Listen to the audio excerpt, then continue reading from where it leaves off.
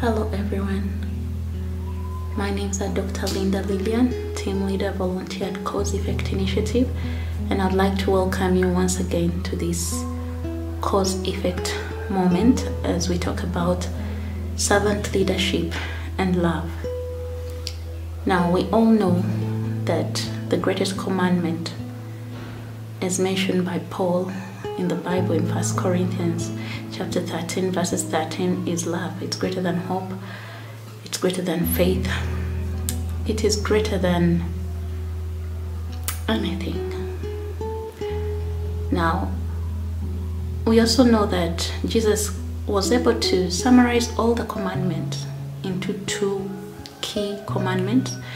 That is, love God with all your heart, with all your mind, with all your soul, and with all your might, and love your neighbor as you love yourself. Now, this core area of love feeds in and fits into the servant leadership. Jesus referred to the Good Shepherd in John chapter 10 verses 11 to 14, and he talked about the characteristics of a good shepherd as referred to himself. A good shepherd who is ready to lay his life down for his sheep. He goes out to search for the lost sheep. The sheep know his voice. He serves the sheep. We see Jesus later, before his crucifixion, washing the feet of his disciples. He fed 5,000 people. He even organized the Last Supper. That was Jesus, and that was an example he was setting for Christian leaders today. Over the years, I've been blessed to see Christian leaders who have left a mark. I recall fondly of Father Kanyike, the chaplain at Makerere University, St. Augustine. He was a man of service. He is still alive, and he touched the community with his love and service and being able to reach out. We see Pastor Gary and Marilyn Skinner in what they've done in Uganda through the Watoto initiative. We've seen Pastor Kayanja reaching out to street children, and also coming to Karamoja, being able to put up projects that will feed and employ people. We've also seen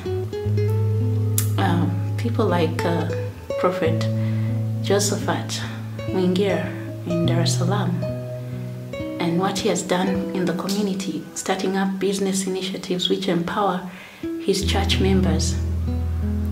Now, I want us to reflect and see, if you're a believer, see where exactly is the church you go to.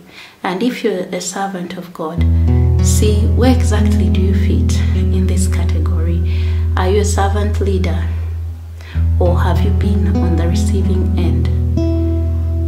Have you been a person who is honored, and you've reached a point where you held so high that they just put money at your feet? Are you serving the sheep in your church, the congregation, and the communities around? Because, by the way, when you empower your congregation, the tithe will increase, the offerings will increase. But if you remain with a congregation that is manipulated, and we speak of prosperity that they do not even touch, and they give with all their heart and they seed, then what's left of the legacy Jesus Christ laid down before us? But even when we go to the Old Testament, when you look at Exodus, when you look at Chronicles, you look at Numbers 35, we see the cities of refuge. These were cities where the Levites lived, because they gave them land. And unlike the other Israelites, because they had to serve God, they had to be about the work of the Lord, they were provided for by the communities through tithes and offerings. But we noticed that foreigners, people who committed crimes, accidental murders, had big debts, and people were hunting them down, such people used to run to the cities of refuge. And guess what? The Levites and the priests there would feed them. For as long as they stayed there, they would feed them, clothe them, house them, while they would do counseling, teaching, ministering to them, so that when that person was released after a period of time, that person would be a reformed person. They played a role of reconciliation. They empowered these people. And so we see the foundation of a church which is based on love, which is based on a leadership that empowers its congregation. Now, when you look at where you are right now, are you the good shepherd? Are you empowering your congregation? Now, we all know that collections are made. I'm a Christian. I make my offerings, I make my tithe.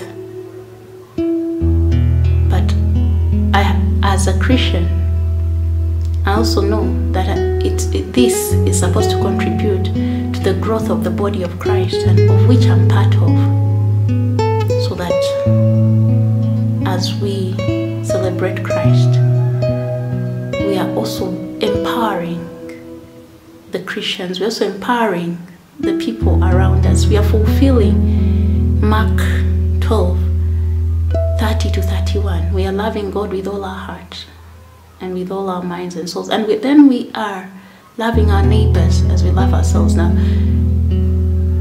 Christian leader, where do you fall?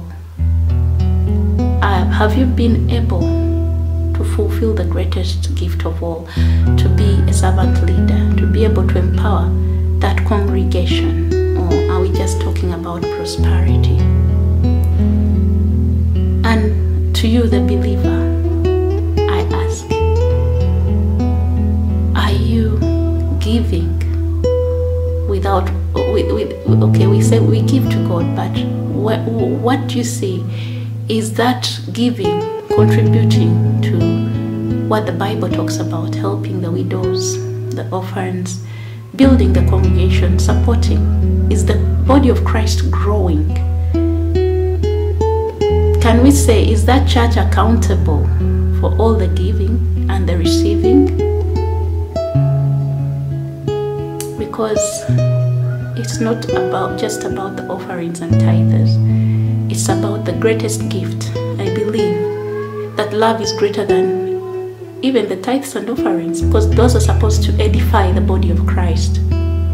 Those are supposed to strengthen the capacity in service for the servants of God, and also in participation for the congregation.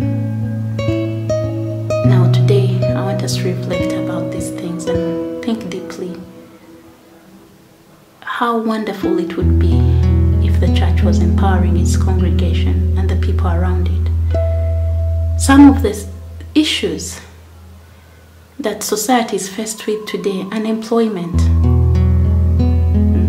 poverty, some of these things would come to an end, because when a person comes before the Lord with a contrite heart, but is in need of a startup capital, is in need of a place where they can earn a living. Because most people start out when they are true. They want to get a job and survive and grow themselves.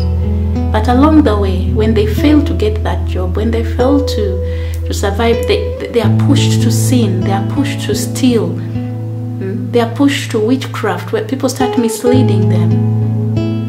Now, we wouldn't want a church that is being team-led to have a congregation that has one leg in the world and one leg inside. We want a church that nourishes and nurtures itself to growth and brings and reflects the glory of God. As I wind up today, I want you to reflect deeply about your church if you're serving, your church if you're the believer and you're participating. I wish you the best, and I look forward to having another chat with you again soon as we work towards causing